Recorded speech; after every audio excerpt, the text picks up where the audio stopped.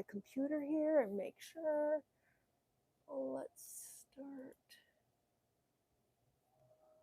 Okay. All right. It seems okay, right? Now seems well. Okay, so the box came in with all my yarn in it, and let's get into that. Let's see what I have. So this is for a double weave project I'm doing. I'm planning to weave actually, can you guys tell me if you can hear me properly? I just want to make sure. I see somebody's watching. It says, shh. If you're watching, please let me know that you can hear me properly.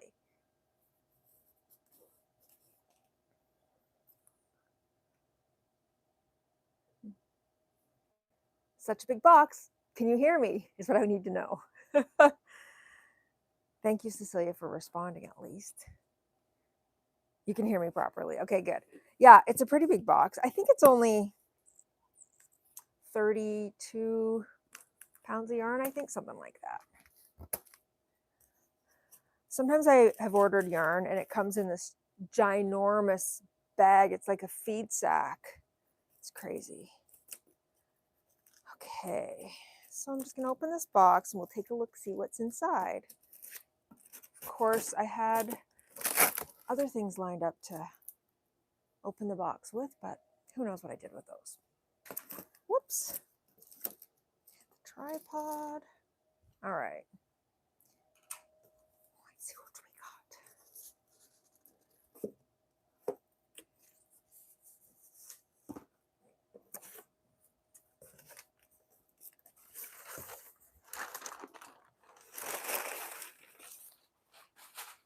Here's the first layer.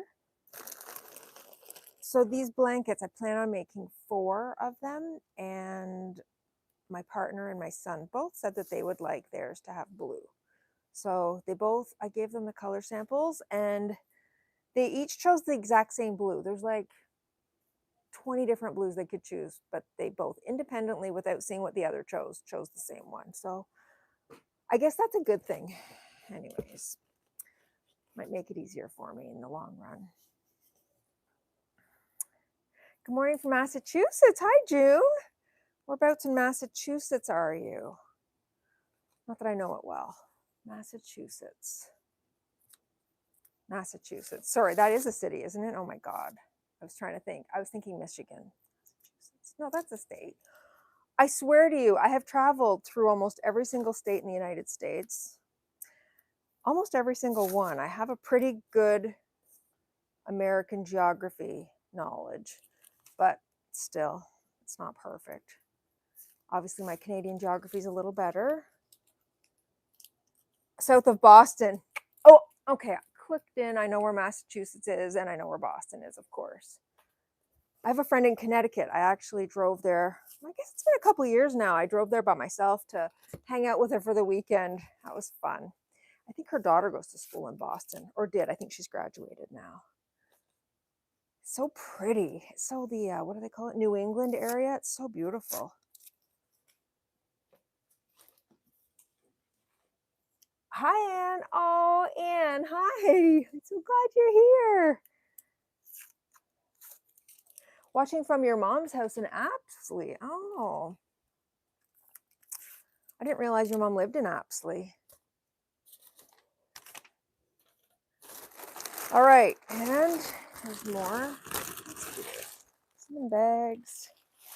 Okay, so this is a color I chose. This is going to be either for my own blanket, for my own bed, or this one. These are the wefts. The warp is all going to be this, what I just took out, the plain natural colored yarn, or natural, I don't know. This will be the warp. So yeah, I'm hoping maybe some of you weavers, Anne, I don't know, are you guys all weavers? Or is it just, I know Anne's a weaver for sure, and Cecilia, you're a weaver, I know that. Do you think that 4 ends per inch is going to be okay with this? I'm scared. Well, I'm actually going to be doing 8, but that's because it's double weave, right? So it'll be 4 ends per inch for the final product, but I'll thread the loom at 8 ends per inch. Anyways, these ones I'm going to start putting on my cone rack.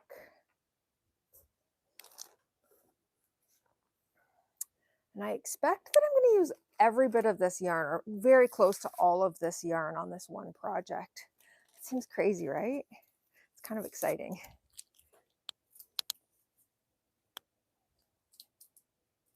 Oh, and it's from Maurice Broussard. It's 100% cotton. It's the 16/8 mop yarn.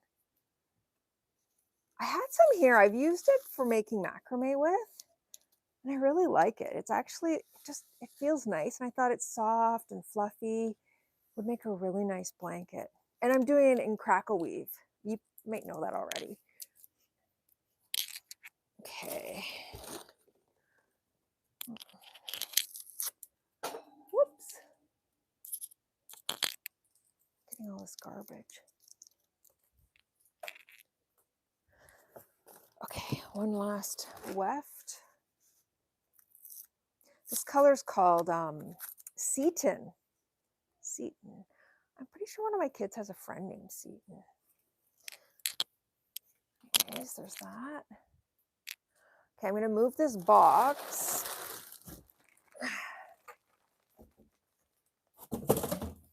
It's not too loud. Get these out and put them on my bobbin rack. I didn't really think about it. I was thinking I would get two. I don't know. Do you think I should use the bobbin rack, or should I use this bobbin stand? What do you guys think? Still learning to weave. Cece girl. Cece girl, if you want, what's your actual name? I'm gonna move this. I felt like my daughter gets called Cece sometimes. She's Cecilia, who's also in here today.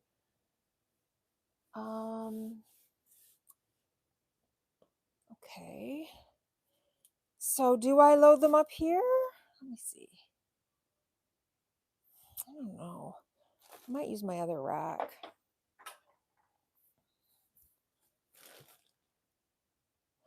It's the good thing about having a lot of equipment is you can always choose something else, but it's also a problem because then you're never sure what to decide.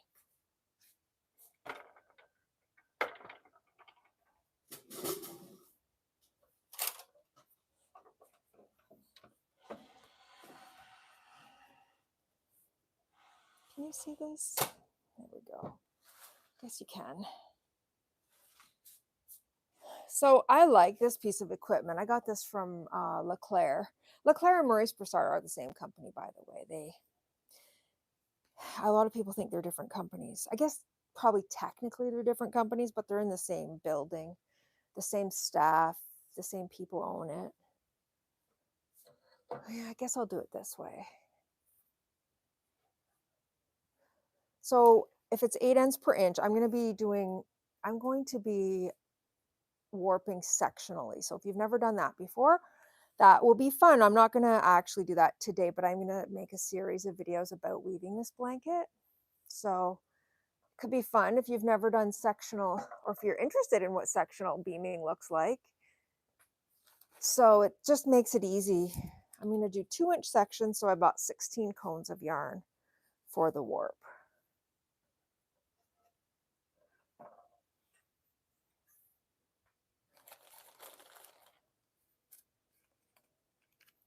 You have stand envy.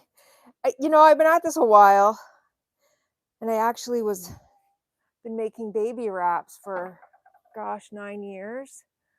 And so it's not worth it to struggle with your equipment, because I was working as a production weaver. Time is money, right? So it doesn't matter if I spend a bit of money if it saves me a lot of time. Because time is the most precious commodity we have as weavers, right? Because things just take time. So if you value your time, which, if you're just doing it as a hobby, it's like pour your time into it. But when you're actually doing it for financial gain, like, you want to make a living, you want to be able to be paid, then you have to be as fast as you can.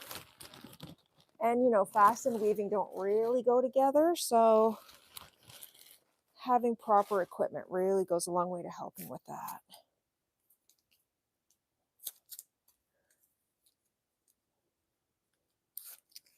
All right. The hardest part is taking all the stupid tags off, I swear. But it's part of the process. And I'm using, like I said, I'm planning to use every single bit of this yarn, so definitely want to get all the tags off.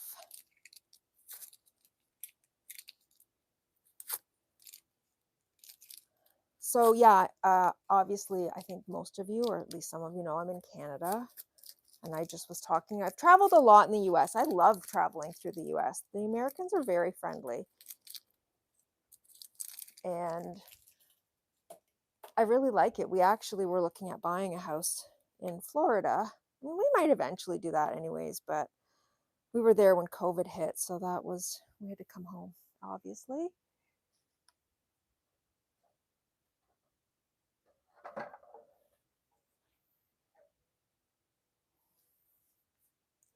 Let me think. I got 4, 5.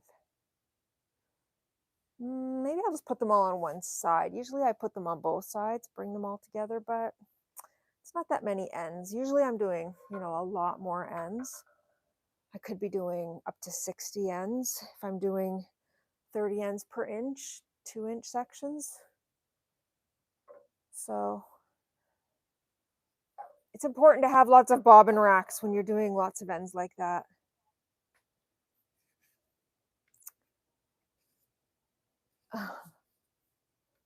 Yeah, you're right. It's just not worth the struggle. I would miss the fall colors. You know what? I don't think I would ever move permanently. I would just move, you know, during the cold months. I don't love winter at all.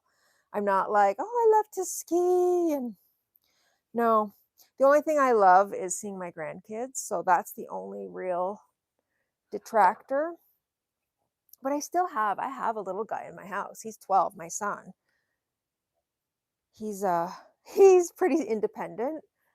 He's homeschooled. He's actually unschooled, which I hesitate to even discuss that because it's it's hard to understand what unschooling is, but it's very rewarding. He's brilliant, brilliant.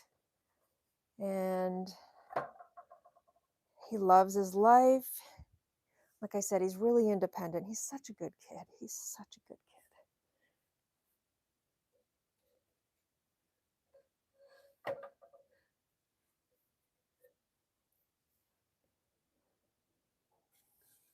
Okay. So I can't remember if I ordered 16 of these or only 15 because I think I have one. I hope I ordered 16. I hope, but I have a feeling I did not. 1, 2, 3. Nope, this looks like 15. Okay. I'm just hoping that I don't run out because I did use the other cone for a little bit of macrame. Probably not that much. I did a couple projects.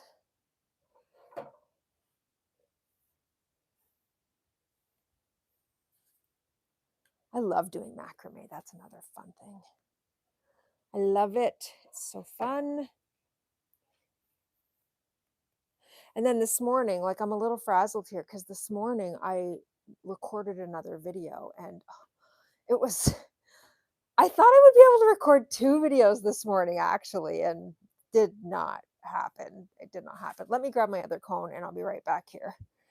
My cone is just over here on my desk. Oh my goodness.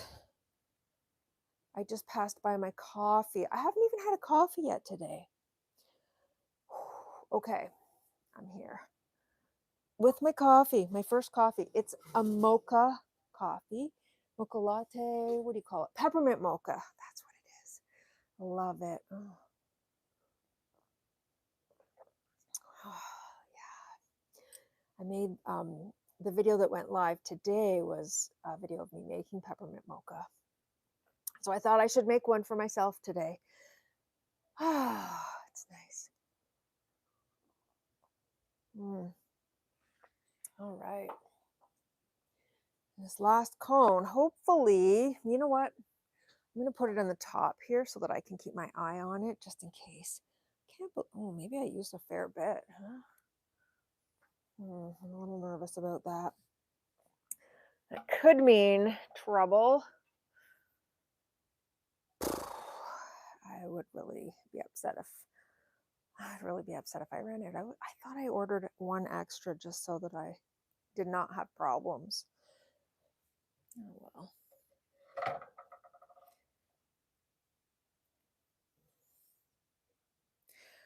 Okay, and I think that the rest of what I'm going to do, I'm going to put it through my tension box, and I think I want to do that for the video that I'm going to record because I want people to be able to follow along, but this part obviously doesn't matter. But what I'll do, I guess, is I'll just sit here and get these guys. You need to drink your coffee too, Cecilia? Yeah, go drink your coffee. You homeschool 2 girls? I love that. Actually, I can hear my speaker on my, I'm going to turn my volume. I don't even know where my volume is on my computer, honestly. This is terrible. Oh, there. Okay, now there's no volume coming from my computer. I could just a little bit hear myself talking over there on the delay, of course, which is annoying. Peppermint mocha latte is the best. Yeah, right. And if you watch my video, I bought this milk frother. Oh, it's intense. It's intense. It makes like whipping cream out of coffee cream. And I'm vegan, so it's not like real coffee cream, so I never know what my results are going to be. I was so surprised when it turned into, it's like whipping cream. It's crazy. Okay, I thought I took all these tags off, but I guess I missed some. I'm going to be really mad if I keep finding knots in here. I see a knot right there. I don't want knots. That does not make me happy either. What will I start with? I think I'll actually start with the blue for the first project because I think I'm going to have a little extra blue left over, and I want to do a little bit of sampling. Actually, I forgot I have another cone of a different color. I can start with that just to do some testing. I'm most anxious about the center line of my double weave. Hold on, I have to sneeze. I'm sorry. Well, that was a weird sneeze. Anyhow, so I need to do a little sampling because I'm worried, the double weave, there's the fold line, and it tends to get really squishy and tight. And I shouldn't say always, it almost always makes a visible line. And I don't want that. Nobody ever wants that, right? So it's like the one thing we fight when we're doing double weave. So how am I going to combat that, you're asking? I have a few ideas. I want to do some sampling and see how it works out. The first thing I'm going to try is to slay my reed a little more spaced out at the edge, at the fold line. So I haven't 100% decided which reed I'm going to use yet. I don't have a perfect reed. I have a 12 and I have a 16. So either one of those would work. I think I'd rather use the 12. I don't know. I lay in bed at night and think about these things, and maybe I'll have a better feel once I work with this yarn just a little bit. I don't know. They also, sorry, you probably know what I'm doing here, but when you get your yarn, it's always just twisted in. The end just gets twisted in a little bit so it doesn't flop all over. And not that I want it flopping all over, but it needs to be accessible to me, right? When I'm using it. Again, it's just one of those things. It just takes a few minutes to do. I like to get it done ahead of time. I'm really worried about this knot. Not happy about that. Anyhow. Could I add fringe to double weave? Yeah, for sure. It's the same, really, because here's the thing, though. These blankets, I think I'm not going to put them on my bed like warp-wise. I'm going to put them sideways. So if I put fringe on, the fringes, actually that works out, I guess. The fringes will be on the outside edges. So yeah, that would work out. I can do that, Cecilia. I know Cecilia, the Dairies, my daughter, she, I think, likes this. Actually, Cecilia, you like both these colors, don't you? Which one's your favorite? I always tease her that oatmeal is her favorite color. Is that oatmeal enough? The warp is oatmeal, so, well, it's not. It's natural, but it's oatmeal. Let's see. Okay. So yes, this morning was so busy. Oh my goodness, I didn't tell you. So I made a recipe. That's the video I recorded this morning. And I made peppermint patties. Oh my God. I love peppermint patties. Like, I love them. Another thing I really love, though, that I didn't realize, I'd never connected the two things in my head. I love, if you've ever heard of them, they're called Misty Mints. I have like all these fond childhood memories of eating Misty Mints at one of my great aunt's houses, and then as an adult, my aunt, she used to buy me Misty Mints because she knew I had a real fondness for them and I had fond memories about them. So my aunt always bought me Misty Mints. And so, but Misty Mints aren't vegan, and I've been vegan for about, I don't know, Cecilia, do you remember, like 7 years, something like that? And um, so they're not vegan, so I haven't had them in all that time. And I made these peppermints today. They taste like Misty Mints. Oh, I can't even tell you. It's so exciting to me. Anyways, long story short, or not short, I ate too much sweet stuff this morning, and I'm not actually feeling like 100% because I didn't eat breakfast. I ate a banana. I had a banana and then a bunch of chocolate and mint and sweet stuff, and then I made myself this sweet coffee, which I probably shouldn't have. I did try and eat some normal, just food with no sweet, no sugar involved right before this video because I was realizing, oh my goodness, I've eaten sugar today.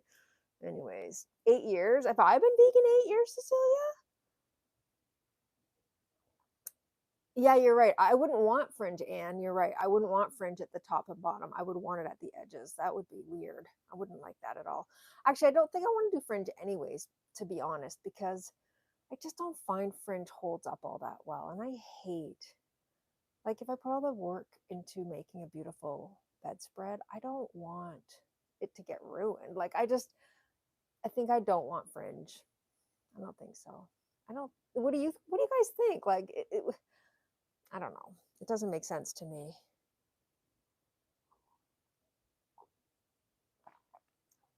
Oh, Cecilia, you think this one would look nice with fringe, the neutral one.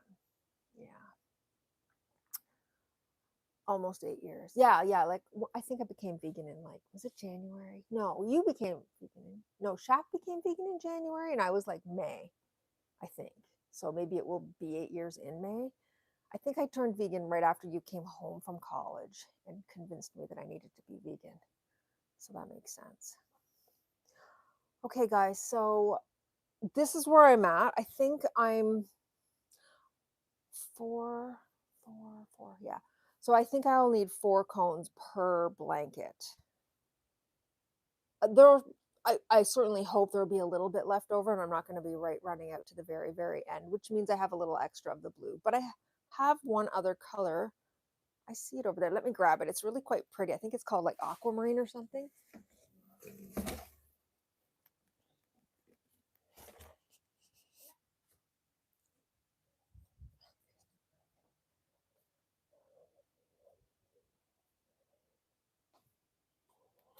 Yeah.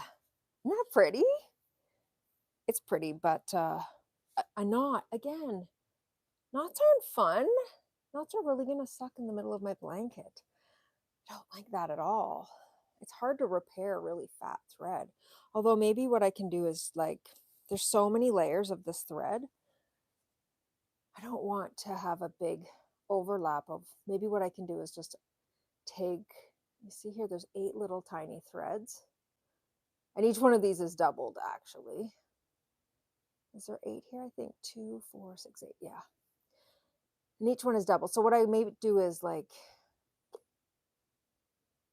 stagger them in, like start a repair down here and then put some more repair threads in here so that I don't have a huge bunch all at once of just doubled over.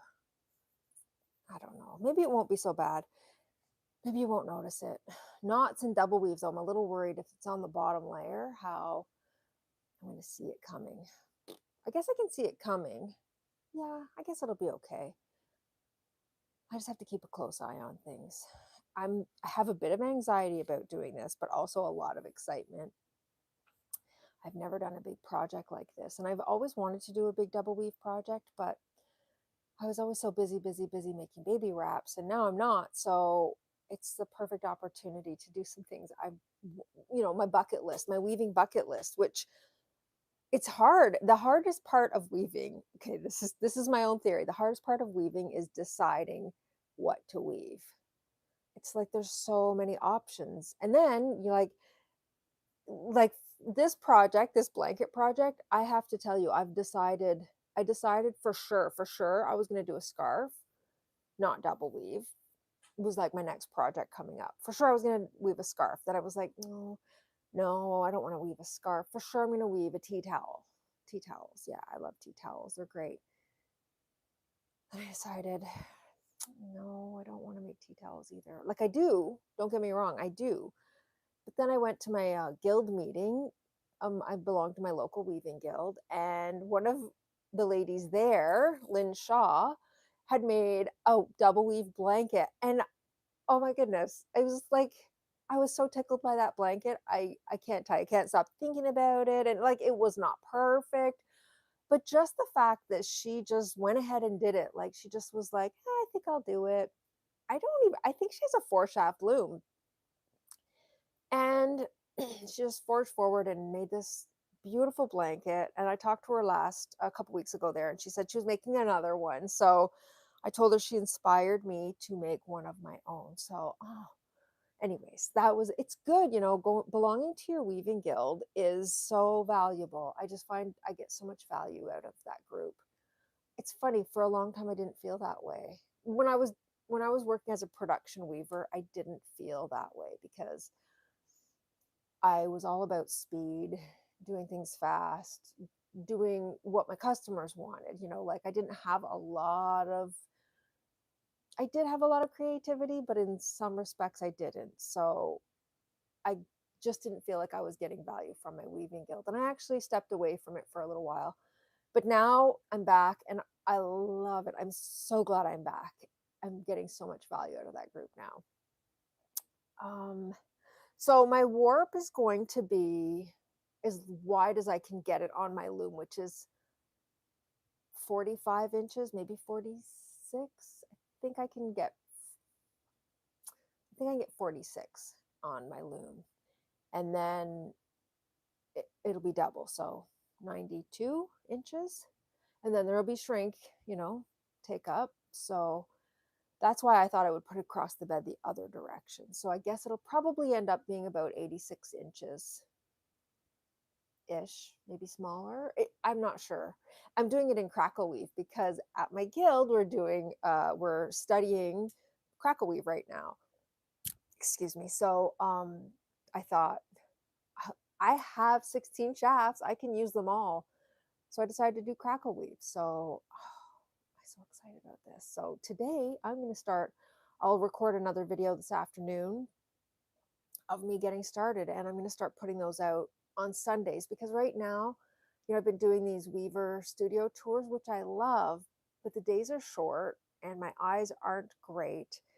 Driving at night in the dark is not the best for me. And sunset is right now at 6 o'clock. And in another week, it's going to be 5 o'clock. So our time changes. So I can't be traveling in the dark. I just can't. So I feel like I'm not going to be able to be doing these Weaver tours through the dark months. Maybe the odd one here and there, but I thought I'm going to do a weaving project, and that'll be my Sunday post, will be my weaving project. So for now, the first one is going to be this double weave blanket. And then moving forward, I'll see. I mean, certainly open to, actually what I really want to do is go back to I've talked about this before, but I started a series called Learning to Weave. I put it 2 episodes, episode 1 and episode 2, and Learn to Weave episode 1. I think it's 3 minutes. I did it like 7 years ago. The recording is terrible. The lighting is horrific, and that video gets views every single day. I cannot believe. So I feel like I need to remake that one and continue on with that series, because obviously people want to learn to weave and I'd like to help. Right now my concern is that it's my loom situation. I need a simple loom to weave on. This double weave loom is going on a 16 shaft loom. Sorry, this double weave blanket's going on my 16 shaft loom with sectional. So I don't think that that's how most people are going to learn to weave. So I need a simple loom that's a good size. In fact, I think I want a small enough loom I can put it in my bedroom, because my studio, it's not so fancy. My bedroom is beautiful. I have fantastic light most of the day. I think I'm going to squeeze it in up in my bedroom and do my weaving up there and do my course, my Learn to Weave course from my bedroom, which sounds strange, but I have a massive bedroom. I have, anyways, it's ridiculous. But anyways, so yeah, so I need to get that loom. Turns out my dad has a lot of looms and he has one that I can use. Apparently, he's going to sell me.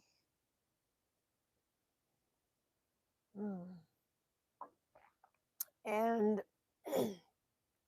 sorry, my voice is, I guess all this talking is affecting my voice. Right. So back to that. So I have a couple looms. I bought these 45-inch looms or so, thinking they would work, but I got counterbalance looms, and I don't even love counterbalance looms. So I sold those two. I have one smaller loom that's a table loom, but it has treadles. It's on a stand.